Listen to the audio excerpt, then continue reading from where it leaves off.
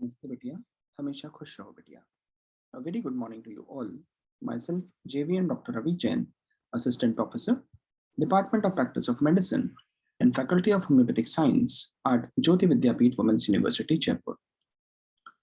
In this lecture, we are going to discuss about the thermal injury. This thermal injury will be covered in two lectures. Today, we are going to discuss about the hyperthermia, that is injury that is caused due to increased temperature. And in the next lecture, we will be talking about the hypothermia, that is the injury or the disease that is caused due to the decreased body temperature.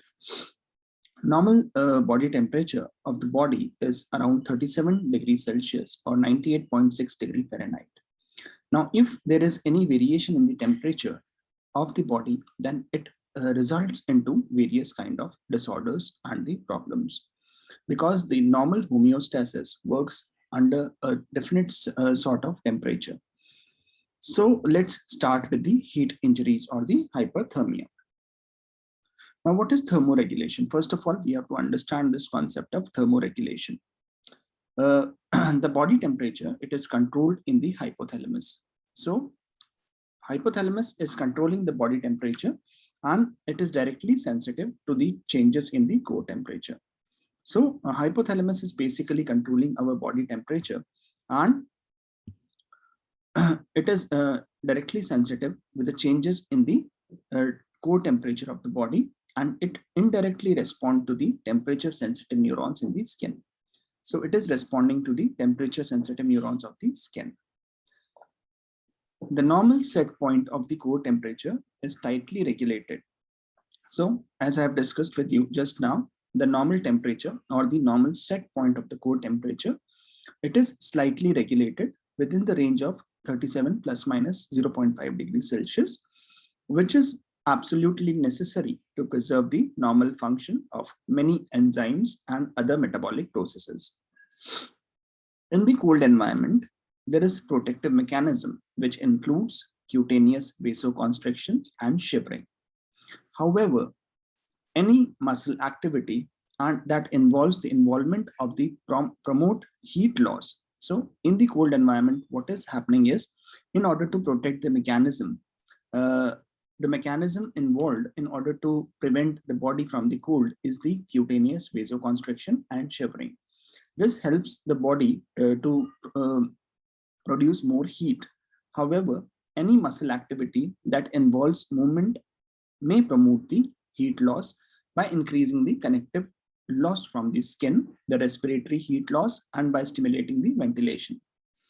In the hot environment, the sweating is the main mechanism for increasing the heat loss. So if the temperature is higher, then we will get sweating. And if the temperature is cool, then there will be cutaneous vasoconstriction and shivering. So in the hot environment, the sweating is the main mechanism for increased heat loss, and this usually occurs when the ambient temperature rises above 32.5 degrees Celsius or during the exercise. Now, what is hypothermia? Hypothermia is basically a condition when the generation of the heat exceeds the body's capacity for heat loss. So in the normal mechanism, what is happening? If there is any rise in temperature, then the compensatory mechanism are started, like the sweating, hyperventilation, etc., by which the heat can be lost from the body.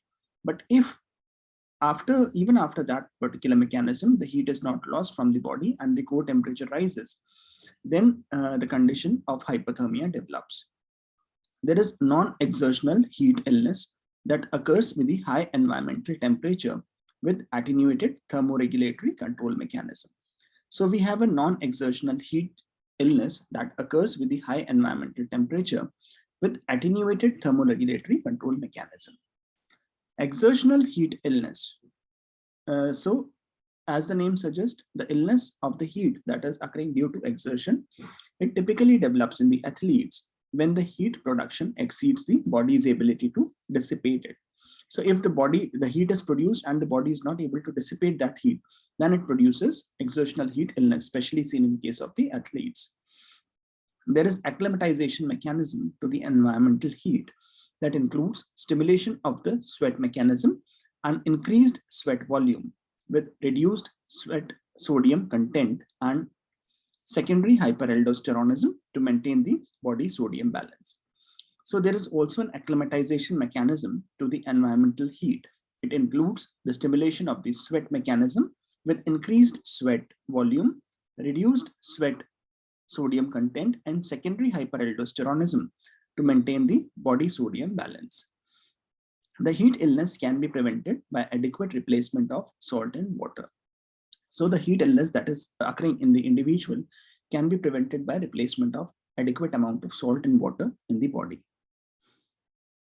Now, what is heat stroke? There are two conditions that we are going to see in case of hypothermia. One is the heat stroke. When the body is hot and not sweating, this can lead to multiple organ failure, confusion, and aggressive shock.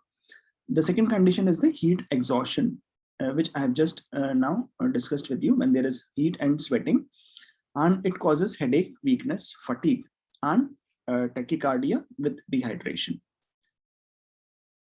Now, there is another condition that is known as the heat cramps. So today we are going to discuss about three conditions due to the heat hyperthermia.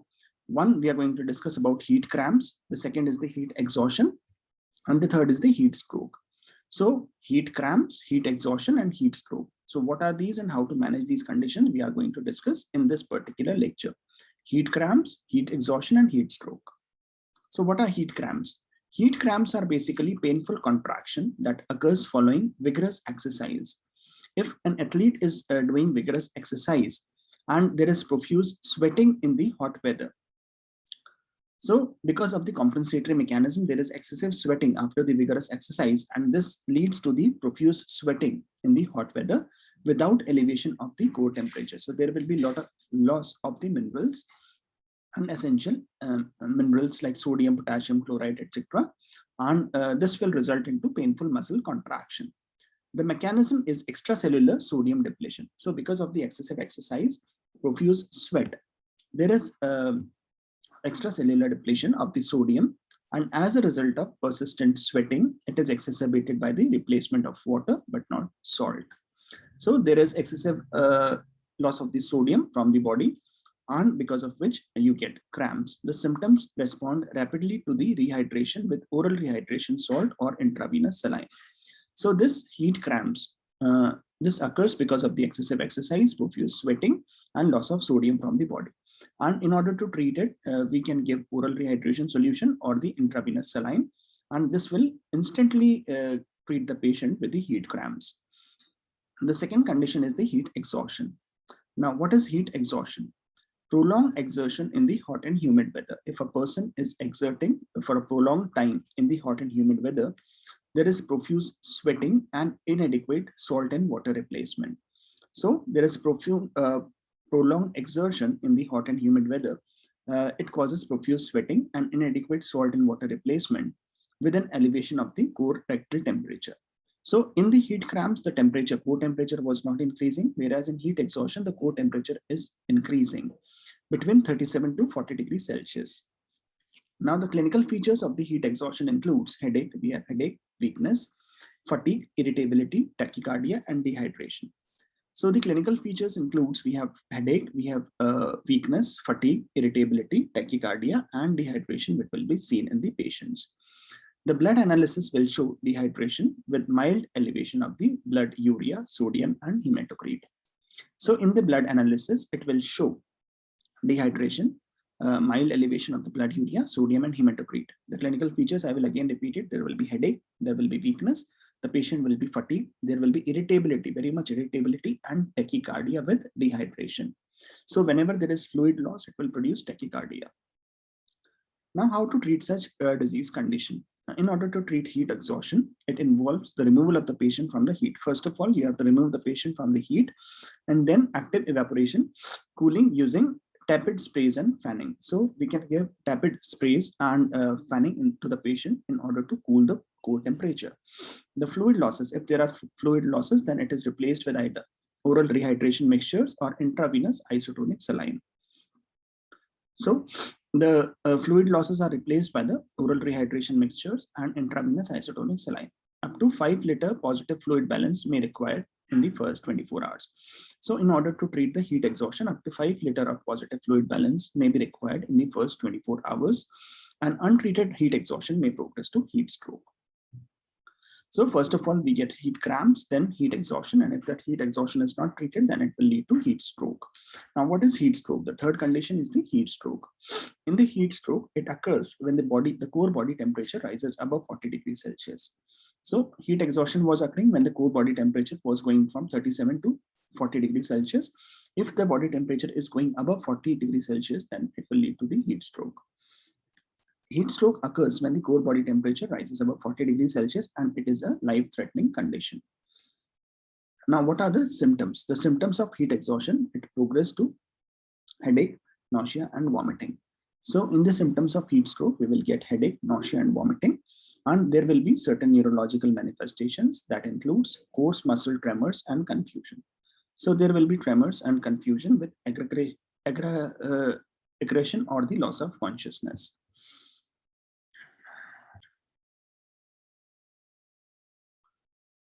So there are neurological manifestations which includes the coarse muscle tremor, confusion, aggression, and loss of consciousness. So first of all, there will be headache, nausea, and vomiting. Then there will be coarse muscle tremors and confusion with aggression and loss of consciousness. The patient's skin will feel hot. So the skin will be hot, and the sweating is often absent due to the failure of the thermoregulatory mechanism. So heat stroke is occurring only when there is failure of thermoregulation mechanism and the body is not able to sweat properly, because of which the core temperature is constantly rising, leading to development of headache, nausea, vomiting, and other symptoms of coarse muscle tremors, confusion, aggression, and loss of consciousness. Now, what are the complications of heat stroke? What will happen if this heat stroke will continue? The heat loss will result into hypovolemic shock. So the patient can go into hypovolemic shock with lactic acidosis can occur. There will be disseminated intravascular coagulation. Another condition will include rhabdomyolysis. There can be hepatic or renal failure, means failure of the liver or the kidneys. This can even result into pulmonary and the cerebral edema.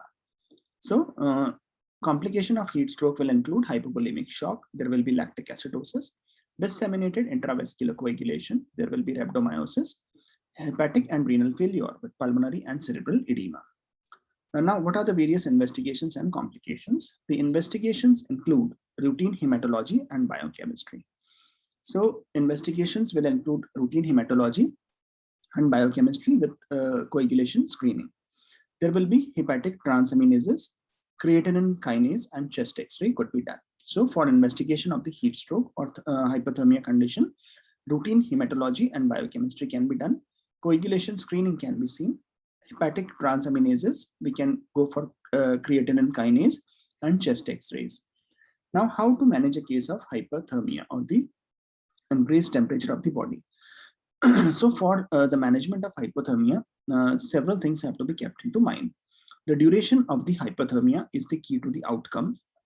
So since how much time the patient is suffering from hypothermia, that is most important thing. It is the key to the outcome, and immediate cooling should begin at the scene before transfer to the hospital. So if you are getting any case of hypothermia, then you have to start the treatment by cooling the patient immediately, even before shifting to the hospital. The aim should be to reduce the core temperature by greater than 0.2 degrees Celsius per minute to approximately 39 degrees Celsius. So our first and foremost aim should be to reduce body temperature, core body temperature to 39 degrees Celsius with greater than 0.2 degrees Celsius per minute. The cooling rate should be greater than that, while avoiding shooting and hypothermia, overshooting. So we also have to keep in mind that the patient should not go into hypothermia. The fluid resuscitation has to be done with crystalloid intravenous fluid. It should be instituted. There is appropriate monitoring of the fluid balance, including central venous pressure. That is important, as over-aggressive fluid replacement may precipitate pulmonary edema or further metabolic disturbances. So we have to give fluid to the patient, but we have to keep into mind that if we are giving excess of fluid, then it will lead to development of pulmonary edema and further metabolic disturbances. The heat stroke is an emergency with significant mortality. So heat stroke, you must always remember that heat stroke is basically an emergency situation and it has to be treated immediately. And if it is not treated, then it can lead to significant mortality of the patient. Clear advice to avoid heat and heavy exercise during the recovery period is important.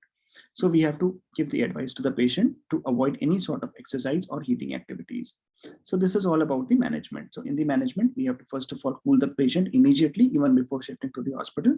The cooling rate should be greater than 0.2 degrees Celsius per minute till the body temperature, core temperature comes below 39 degrees Celsius. Overcooling should be avoided because the patient can go in hypothermia. Intravenous fluid has to be administered, and care should be taken that over administration of fluid should not be there because it will produce pulmonary edema. Heat stroke is an emergency with significant mortality, so has to be treated immediately.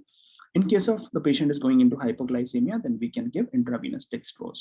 And at the end, we have to advise the patient to avoid any activity that are leading to the increased body temperature. So this is all about hypothermia. Now it's your homework to go through the book, and you have to check from the book that what are things that are given in the book in addition to what I have told to you in this particular lecture. So this was all for today about hypothermia. In the next lecture, we will be discussing about hypothermia. So this session is powered by Digital Version 2.0 Jyoti Vidyapeeth Women's University. I hope the session is clear to you. If you have any query, please mention in the comment box and I'll try to resolve it. So this was all for today. Thank you very much. Have a good day.